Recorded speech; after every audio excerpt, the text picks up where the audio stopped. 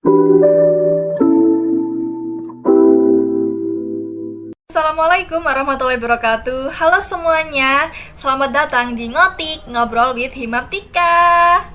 Kenali, nama aku Kohir Prastika Agustin, mahasiswa pendidikan matematika UINSA angkatan 2018. Nah, di episode pertama Ngotik hari ini, aku bakalan ngobrol sama salah seorang mahasiswa juga.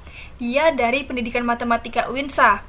Nah, dia ini adalah seorang ketua Olmat tahun 2021 dan juga seorang mahasiswa yang memiliki berbagai prestasi. Nah, pasti pada penasaran kan gimana obrolannya nanti? Yuk, langsung aja kita ngobrol sama orangnya.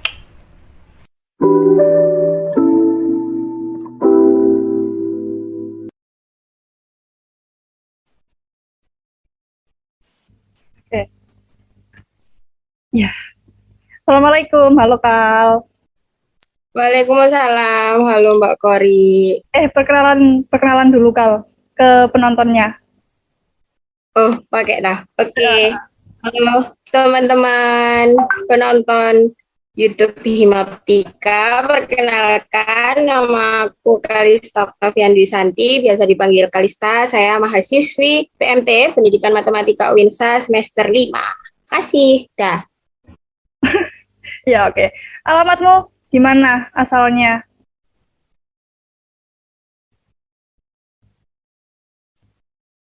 Oke, saat ini aku domisili atau tempat tinggalnya ada di Sidoarjo, Waru. Waru. Oh ya.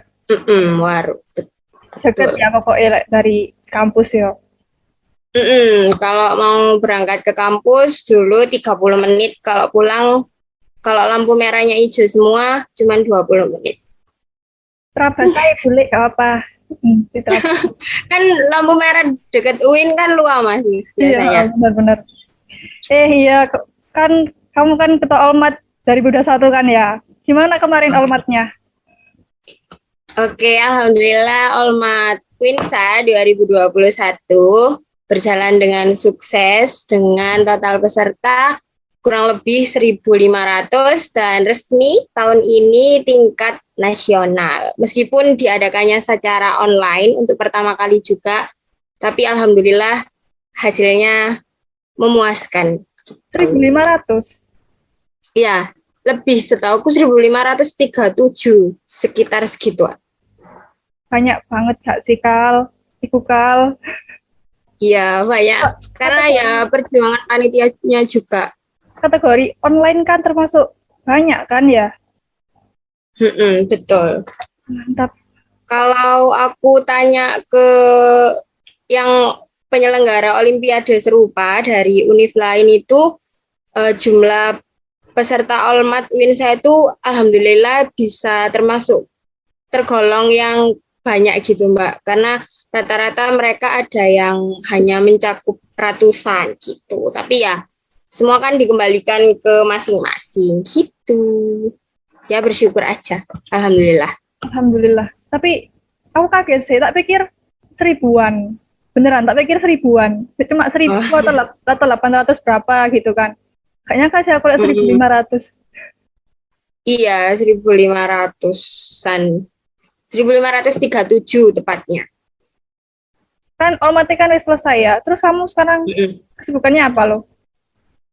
Oke, kesibukannya sekarang ya yang pertama sebagai mahasiswi kuliah, terus ada organisasi di Himaptika tercinta ini, terus ada eksternal juga, jadi tentor privat, sama di LBB juga ada, dan nggak lupa tugas di rumah juga ada, bantu-bantu orang tua, gitu. Kurang lebih itu sih kegiatannya sekarang. Les privat sama LPB. Kamu ngajarnya seminggu full tah? Enggak. Oh iya, kalau dihitung full berarti full karena yang di LBB ada 1 minggu itu 3 hari, yang privat juga 1 minggu 3 hari, kayak selang-seling gitu. Jadi hitungannya full, tiap hari ada. Hebat sih Kal. Kamu loh Apalagi pas jadi ketua Almat ya. Pas jadi ketua Almat itu juga kita ngelesi juga. Tetap. Iya, iya. Mm-mm. Cuman kan volume waktunya kan satu hari kan maksimal 2 jam lah sama UTW-nya. Jadi nggak terlalu ini sih mengganggu waktu yang lain-lain. Selama masih bisa ya nggak apa-apa. Tapi nilaimu Mbak tetap Kori, bagus ya kalian. nilai, waduh, relatif ya, ya gitu, nilai. Ya lumayan sih Mbak, alhamdulillah. Cuman kalau dilihat yang semester 4 kemarin, Hmm. itu ada turunnya kok, ada beberapa nilai yang turun seperti itu. Turun dikit. Apa banyak? Eh, turun dikit lah. Tapi ini ya masih jadi masih tahu IPK tertinggi di angkatan 19 ya.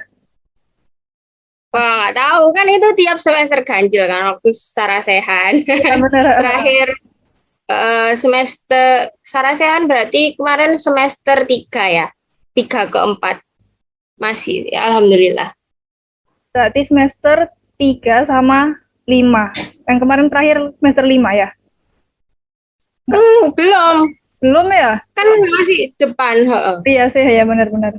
Oke. Semester 1 sama 3 berarti hitungannya. Tapi kan 1 di akhir sama 3 di akhir, waktu liburan gitu kan, mesti Sarasehannya. Berapa sih kal IPK kamu kal? Aduh, gak apa-apa. Aduh, aku malu. Jadi motivasi orang-orang ini. Kak apa? Oke. Tapi nilai itu bukan acuan ya, teman-teman. Nilai itu hanya sebuah angka. Kalau untuk saat ini IPK ada di 3,8 sekian. Tuh. Oh, oke. Sip. 8. Pendidikan matematika itu sangatlah bagus.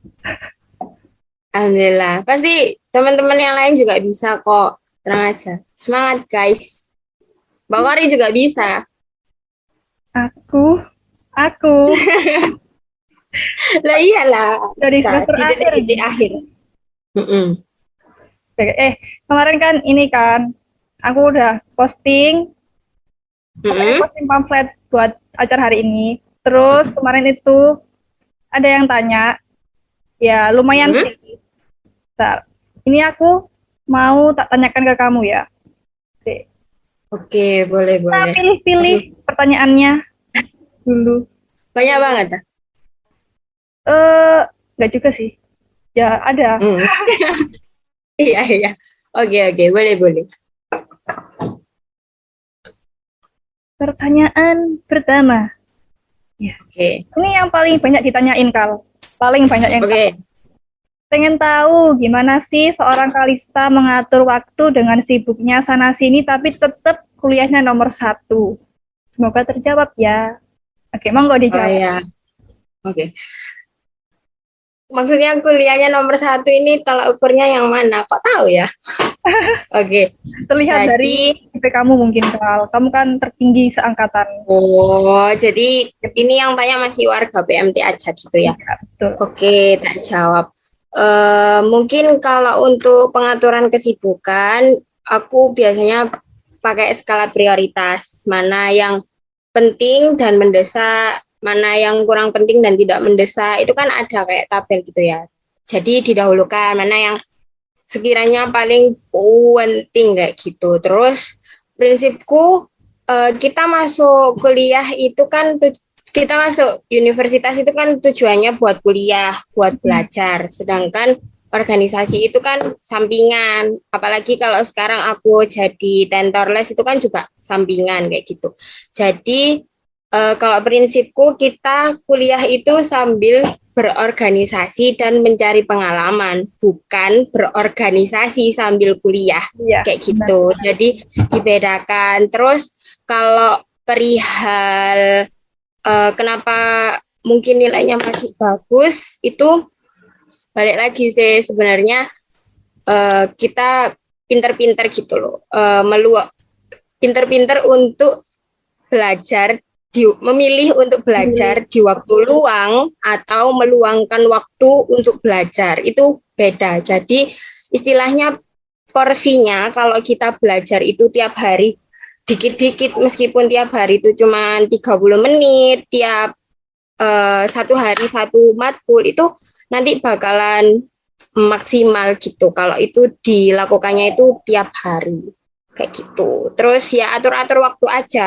Jangan jadi pribadi yang apatis gitu loh. Kalau tugas kuliah atau pokoknya aktivitasku cuman kuliah dan berorganisasi gitu. Jangan, tetap harus diseimbangkan seluruhnya.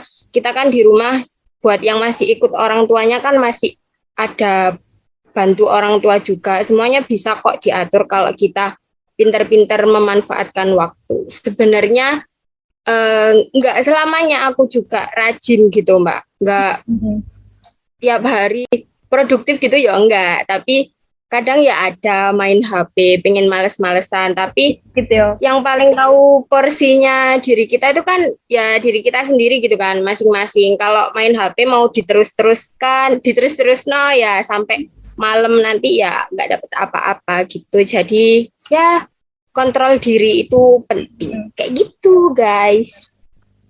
Kamu sehari belajarnya berapa jam sih? Dipatok nggak? Oke, kalau sehari belajarnya berapa jam itu gini, definisi belajar tiap orang itu kan beda-beda ya. Menurutnya Mbak Kori, mengerjakan tugas itu termasuk belajar apa enggak? Termasuk sih belajar. Nah, kalau menurutku mengerjakan tugas itu belum termasuk ke belajar. Kalau menurutku belajar itu review ulang materi, benar-benar cari referensi yang baru, latihan soal itu belajar. Dulu waktu aku semester 1 sampai semester 3 itu setiap hari masih sempat belajar, yang benar-benar belajar selain mengerjakan tugas itu minimal 30 menit kalau dulu. Tapi semenjak masuk ke semester 4 sampai semester 5 ini, apalagi ada kegiatan jadi ketupel Olmat, sedikit banyak kan pasti waktunya terbagi kayak gitu. Nah, kalau untuk belakangan ini, aku lebih belajarnya itu mendahulukan kewajiban yang cuma ngerjain tugas aja. Kalau untuk pemahaman materi sama cari referensi lain, terus latihan soal, itu aku mungkin 1 minggu pol-polan itu ya 1 jam lah maksimal kalau belakangan ini. Tapi aku berharap di semester depan semoga bisa balik ke siklus belajar yang awal lagi kayak gitu. Kalau aku ini sih belajarnya itu pas ada tugas, makanya tugas itu termasuk belajar.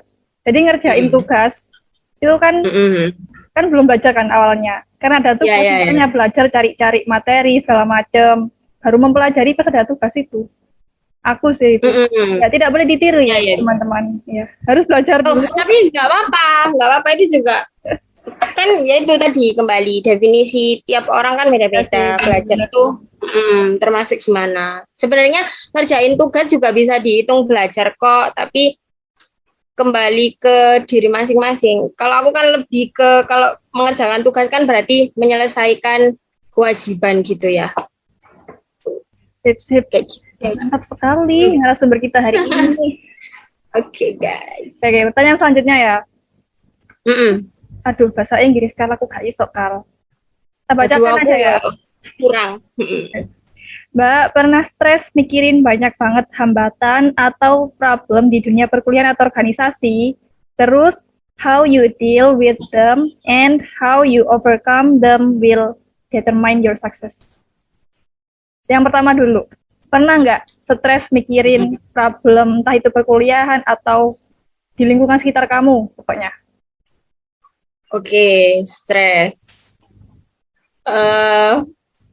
Aku belum menemukan definisi stres yang tepat gitu loh. Kayak stres itu kriterianya kita termasuk stres itu gimana itu aku masih belum tahu. Mungkin tak ganti sama istilah lain ya. Kalau pusing, kadang pusing karena banyak tugasnya itu pasti pernah karena terpisah dari dua hal itu ya. Kayak ada kewajiban, kok aku bawa ini, ada kewajiban di perkuliahan sama ada kewajiban tugas di organisasi maupun kepengurusan, itu pasti pernah kan jadi satu. Ya pasti tiap orang pernah, tapi kembali ke diri kita masing-masing, gimana cara menghadapinya. Jadi kalau pusing toh dipikirin aja, ya kapan selesainya? Ya tetap satu persatu harus diselesaikan. Seperti itu, teman-teman. Jadi mending dicicil sedikit-sedikit daripada cuman dipikirin aja. Satunya bukan stres ya, Kal. Apa ya? Ya pokoknya kita itu sama sih kayak kamu ya. Aku ya enggak yang stres gimana sampai rambut rontok atau apa. Ya pusing lah ya. Namanya kuliah, kita ngerjain tugas, mikirin apa ya, pembelajaran, pasti pusing kan. Tapi kalau sampai yang stres gimana, kayaknya enggak ya. Kamu juga enggak pernah? Iya, belum pernah lagi kan yang membebani apa ya, bukan membebani, kayak tugas-tugas baik di kuliah maupun organisasi itu kan suatu kewajiban kan, resiko yang udah kita pilih dari awal. Benar-benar. Jadi ya enggak sih kalau stres ya, cuma lebih ke penat ya. Kalau penat sama pusing itu mungkin poin yang lebih tepat daripada stres. Nangis kalau nangis, enggak? Oh nangis, nangis aku pakai tisu ini sekarang. Aduh, nangis. Kalau kepengurusan, kalau kepanitiaan pernah, tapi kalau kuliah enggak. Mungkin ada sepertinya aku menangis di sini. Ya. Olmat. Olmat pernah nangis. Olmat tuh emang ini sih berat sih, emang complicated ya. Kan menyangkut eksternal ya, orang lain di luar kampus, di luar PMT. Jadi sebisa mungkin membawa nama baik PMT itu jangan sampai jelek, yang benar-benar berkualitas gitu. Jadi ya itu satu-satunya kepanitiaan yang membuat menangis, Olmat Winsa 2021. Yes, tapi sukses kan? Ya terbayar berarti kan ya. Ya kan nggak aku sendiri juga, aku kan hanya ikon ketua Olmat Winsa 2021-nya aja. Di samping itu kan teman-teman dari BPH, OC, SC, terus teman-teman kok divisi, Kapion itu kan juga ada bantu, nggak cuman aku aja yang kerja. Kita kerja dalam tim. Jadi suksesnya ya semua yang sukses, tidak hanya saya, semua panitia Olmat Winsa 2021 sukses. Sukses. Hore. Aku kan juga ikut aku. Olmat kemarin. Kita kan ketemu terakhir di Olmat itu kan, yang terakhir final. Gak ketemu secara langsung. Aku kan ikut kemarin. Iya. Iya, terakhir ketemu pas Olmat final itu ya, Mbak? Iya. Yang sampai maghrib itu. Iya, tadi aku pulang duluan. Rumahku jauh soalnya. Oh, iya, rumahnya jauh. Oh, kalau ikut itu ada sesi panas di bagian akhir. Oh iya. Biasa. Iya. Aku dikasih tahu sih, katanya ada. Makanya yang sih aku pulang duluan. Harusnya aku sampai akhir ikut deh. Ah, iya. Gak bisa diulang. Tahun depan Mbak ikut lagi, tah? Sudah tua, Bu. Maaf. Wah. Ya. Oke. Lanjut. Nih. Tantangan apa ini? Tantangannya dalam menjalani kegiatan Olmat 2021 apa aja? Terus solusinya dari Kak Kalista gimana? Aduh, kalau tantangan apa ya? Mungkin lebih ke internal kepanitiaannya aja, sama mungkin problem di diriku. Yang pertama mungkin jadinya lebih sibuk gitu kan, waktu porsi antara kuliah sama Olmat jadi terbagi, itu tadi dampaknya. Terus yang apa-apa dijalani aja solusinya. Terus masalah yang kedua, sering ada miskomunikasi di kepanitiaan itu, tapi ya kita komunikasikan ulang gimana enaknya biar nanti nggak ada miskomunikasi lagi dan acara Olmatnya itu berjalan dengan lancar kayak gitu. Apalagi ya Kalau tantangan tantangan. terberatmu apa? Kan kalau biasanya kan ketua itu ada anggota gitu kan. Pada apa namanya anggota kan ada yang susah dibilangin terus sebagainya.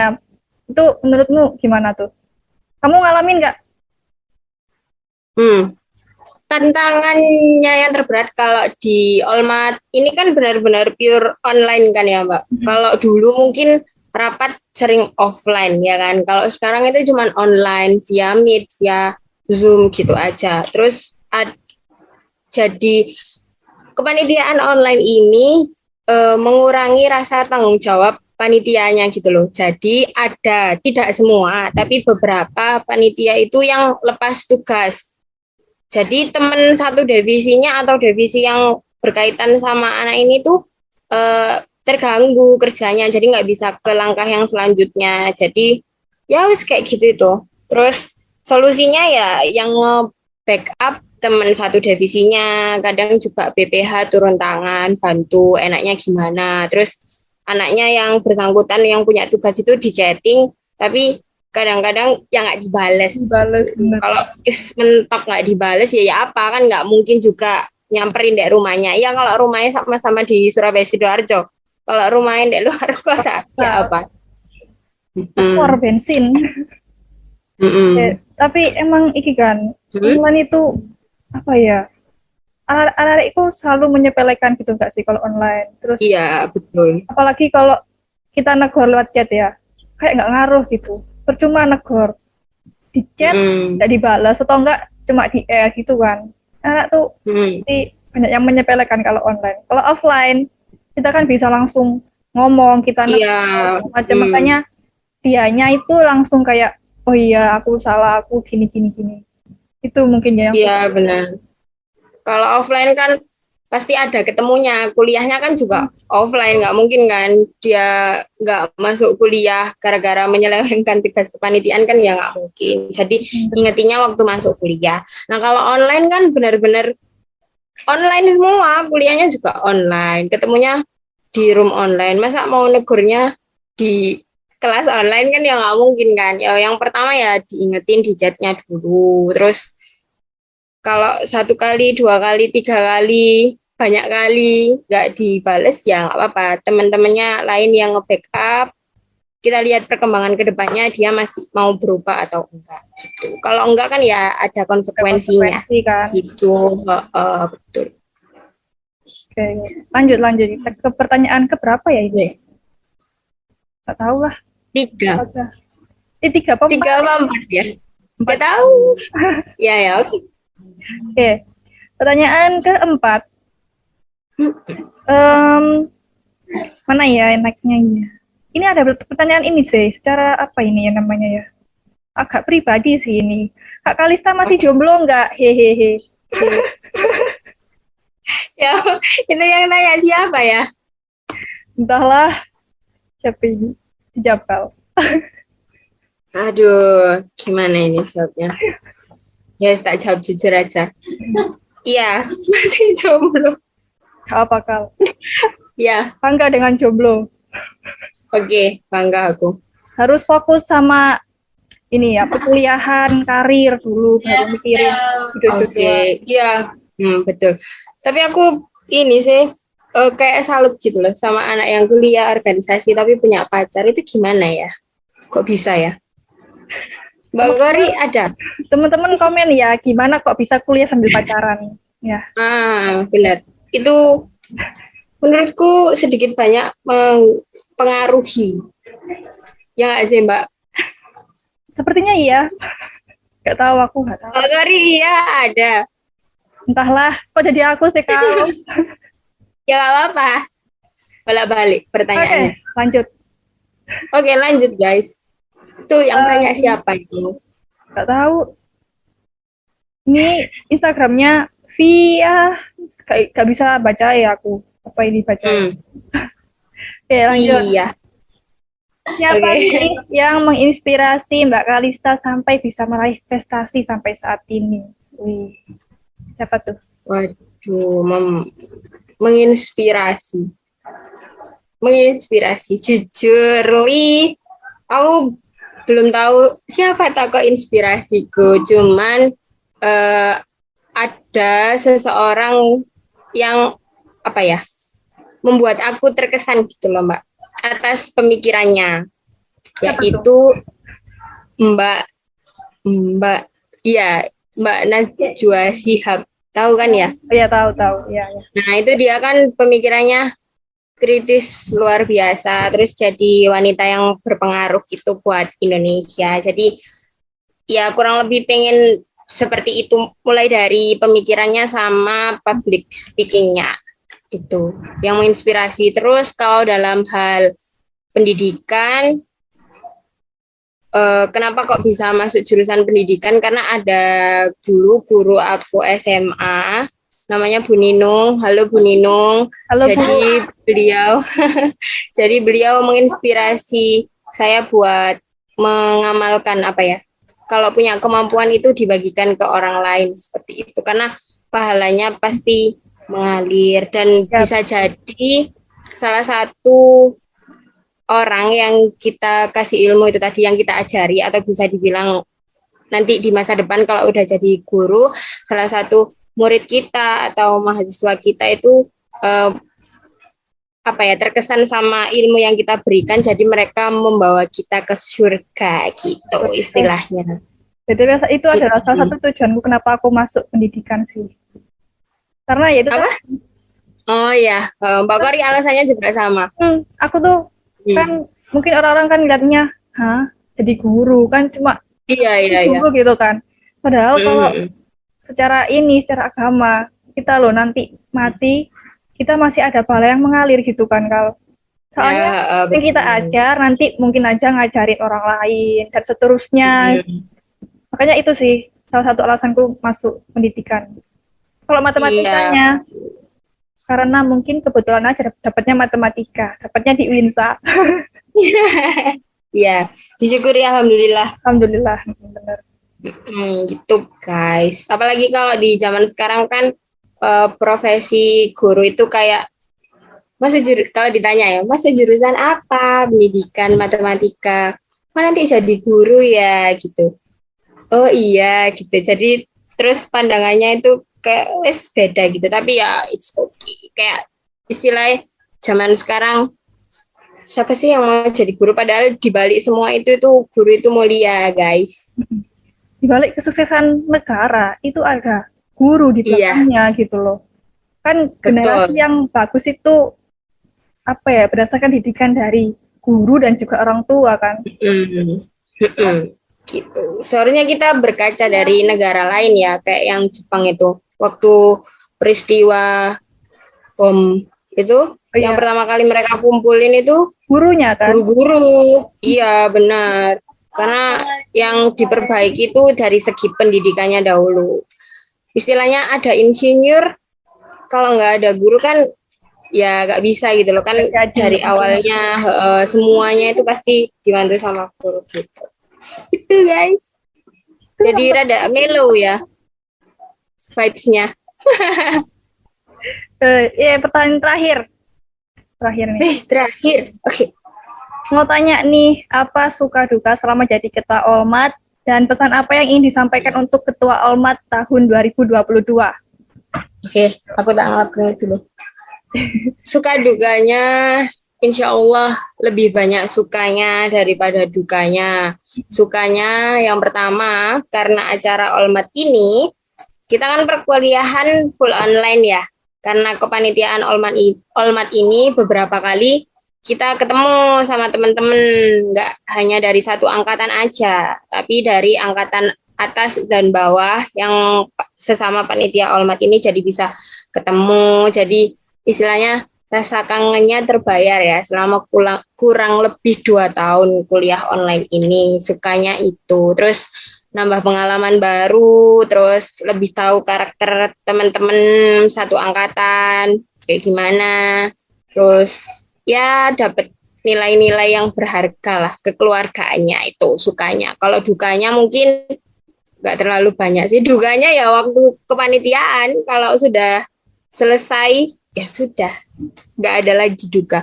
Dukanya itu mungkin kayak yang deket-deket hari H gitu ya, persiapannya, atau mungkin kalau dulu kita rentang pembukaan pendaftaran Olmat itu kan bulan Maret, sedangkan pelaksanaannya itu di bulan Oktober, jadi panjang kan ya Mbak.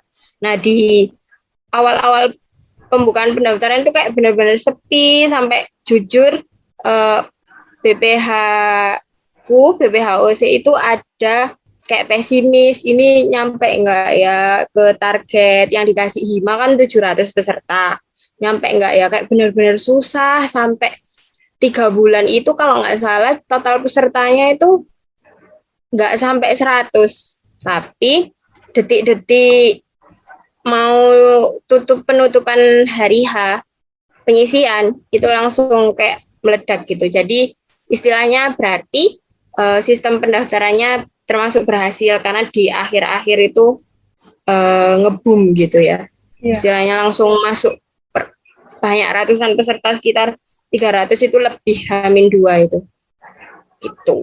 Iya sih, Jadi, emang setiap mau penutupan pasti paling banyaknya di hari itu. Deg-degannya itu, nah itu sebelumnya itu loh, kan deg-degan kan kita, aduh, ada yang daftar nggak ya, ada yang daftar nggak ya, iya. gemes gitu, orang-orang tuh kenapa sih daftarnya pas akhir, gitu. Iya, kayak suka, Deg-degan. ya mungkin sama ya, seperti kita mahasiswa kalau ngumpulin tugas detik-detik deadline akhir. Kayak gitu paling Ya paling. perumpamaannya. Gitu. Oke. Ayo teman-teman masuk jurusan matematika, pendidikan matematika. Di Khusus UINSA, Iya, di UINSA. malah promosi. Nanti ketemu saya. Ketemu Mbak Kori juga. Ya. Kal, makasih lo Kal, udah mau ngobrol bareng di Iya. Ngotik. Sama-sama Mbak.